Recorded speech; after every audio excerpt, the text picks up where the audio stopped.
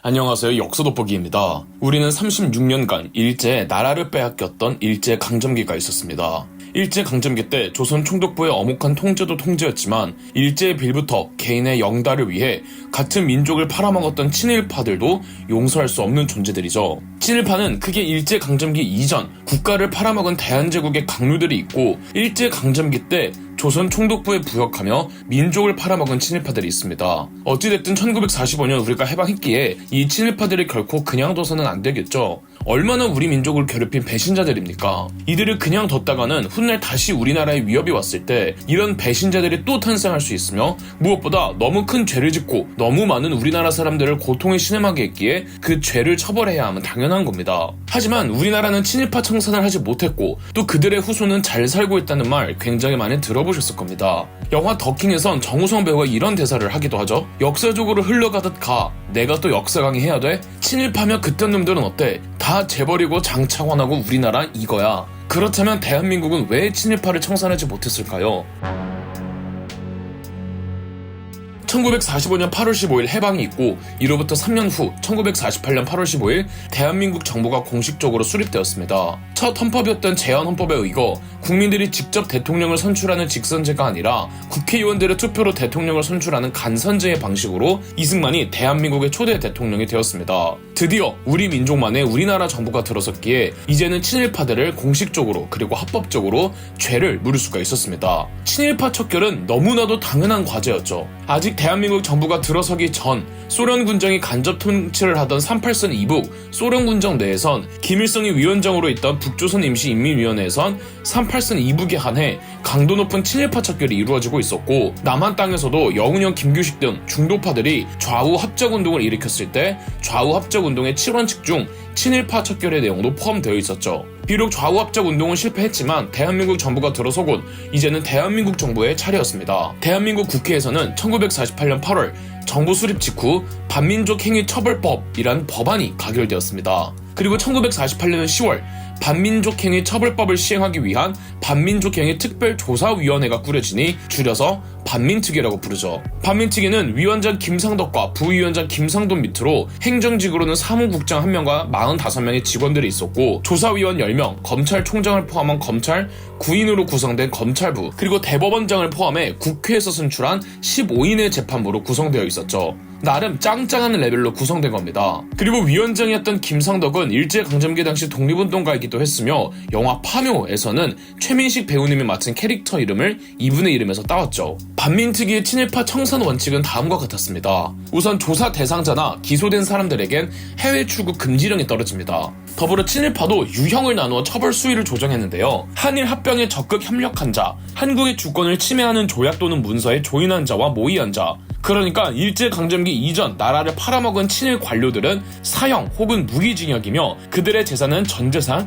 혹은 최소 50%를 국가에 환수하기로 합니다. 다음 일제강점기 때 일제로부터 자귀를 받거나 일본 제국의회에 참여한 자는 징역 5년 이상에서부터 무기징역까지 재산은 전재산 혹은 최소 50%를 국가에 환수하기로 하고 일제강점기 당시 독립운동가 혹은 그들의 가족을 위협하거나 공격한 자들은 사형, 무기징역, 최소 징역 5년에 처하고 재산은 전재산 혹은 일부를 환수하기로 합니다. 기타 친일 행위를 한 자들은 징역 10년 이하 혹은 15년 이하의 공민권 정지 그리고 재산은 전재산 혹은 일부를 환수하기로 하죠. 또한 일제강점기 동안 일본 헌병대에서 복무했거나 조선 총독부 혹은 일제 식민지배기구에서 일한 적이 있다면 공무원에 임명될 수 없도록 했으며 친일 행위를 하지 않았어도 친일파를 변호하거나 협조한 자 역시 처벌하기로 하죠. 다만 이 중에서 독립운동을 어떤 식으로든 도와주었거나 직접적으로 독립운동에 참가한 적이 있거나 독립군으로 전투에 임한 적이 있거나 창씨 개명을 거부한 경우에는 참작하여 면제될 수도 있었습니다.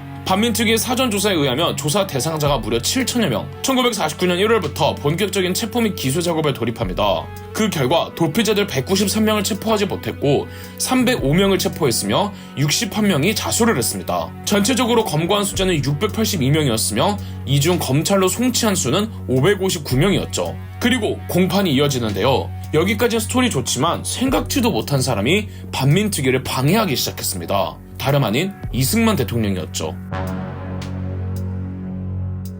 반민특위가 결성되고 활동을 시작하려 하자 친일파들은 반공구구 걸기 대회를 개최하며 반민특위 활동에 반대하는 시위에 나섰습니다. 친일파들의 반공구구 걸기 대회는 반민특위의 친일파 청사는 공산주의를 돕는 행위이기에 남한의 공산화를 저지하기 위해 반민특위는 활동을 중단해야 한다는 것이었습니다.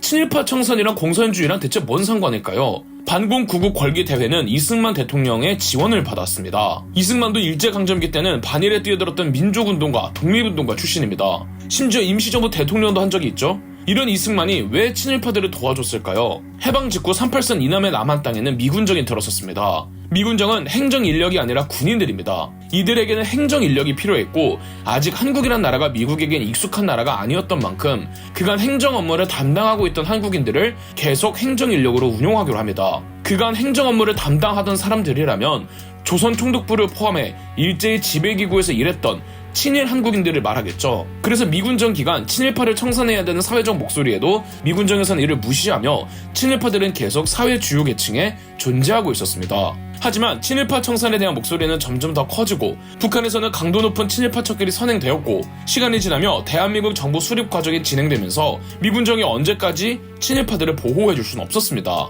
친일파들은 살 길을 도모해야 했는데 그들은 극심한 좌우의 이념 대립을 활용하기로 합니다. 친일파들은 철저한 반공주의자가 되어 공산주의를 욕하며 우익 진영으로부터 환영을 받았습니다. 친일파들 대부분이 사회 핵심 인사들이나 행정 실무진이었기에 이들이 반공주의자가 되어주는 것만으로도 우익 진영에서는 하나의 무기가 생긴 겁니다. 이때는 반공한다고 하면 무슨 죄를 지어도 전부 용서가 되던 사회적 분위기였죠. 그래서 이승만도 친일파들을 도와주었던 겁니다. 이승만 대통령은 5차례에 걸쳐 담화문을 발표하며 반민특위가 활동을 중지해야 한다고 강력하게 주장합니다. 더군다나 북한의 위협이 있고 한반도는 분단된 마당에 대한민국 내에선 이런 내분이 있어야 되겠느냐, 아직 공산주의자들 때문에 치안이 안정화되지 않았는데 경찰들을 이렇게 무더기로 잡아가면 어떡하냐, 반민특위는 국가의 안보를 위협한다며 맹비난했죠. 경찰들 중에 친일파들이 굉장히 많았고 해방 후 반공주의자로 전환한 사람들이 집중 분포되어 있었습니다. 이승만은 대통령 권한으로 반민특위의 활동을 억제하는 법안을 상정하려고 했으나 국회에 가로막혀 실패합니다. 노덕술이란 아주 악질의 친일 경찰이 있었습니다. 일제강점기 때 그가 받았던 재산이 약 100억 원 상당이었다고 합니다. 평양에서 근무하던 경찰이었는데 북한이 친일파 척결을 피해 남한으로 도망쳐왔죠. 노덕술은 남한에서 강력한 반공주의자가 되어 이승만의 압도적인 총애를 받아 경찰의 핵심으로 성장했죠. 반민특위가 결성되자 타겟 넘버1이었던 노덕술은 경찰 병력을 동원해 반민특위 위원들을 암살할 계획을 세우지만 같이 참여하기로 했던 내부자의 고발로 진행하지 못합니다. 그리고 결국 노덕술도 반민특위에 체포됐는데 이승만이 압력을 넣어 노덕술을 빼내주었으며 심지어 노덕술을 체포했던 조사관들을 처벌하였습니다. 1949년 5월 이승만은 느닷 국회의원들 가운데 북한 공작원에게 매수된 정황을 포착했다며 국회의원들 중 뿌락지가 있다고 주장했습니다. 이승만은 자체적으로 조사를 지시했고 10명이 넘는 국회의원들을 체포했는데 이들 중 상당수가 반민특위에서 일하던 인력이었던 겁니다. 그리고 국회 뿌락지를 조사 후 체포하는 업무를 경찰에게 맡겼는데 이 경찰 인력들 전부가 반민특위의 조사 대상자였고 이승만은 국회 프락치 사건 조사 업무가 더 시급하니 조사 경찰관들을 체포하거나 재판받을 수 없도록 명분을 내세웠죠. 그리고 1949년 6월 6일에는 경찰 병력이 반민특위 사무실을 습격하여 직원들을 폭행하고 관련 조사 자료들을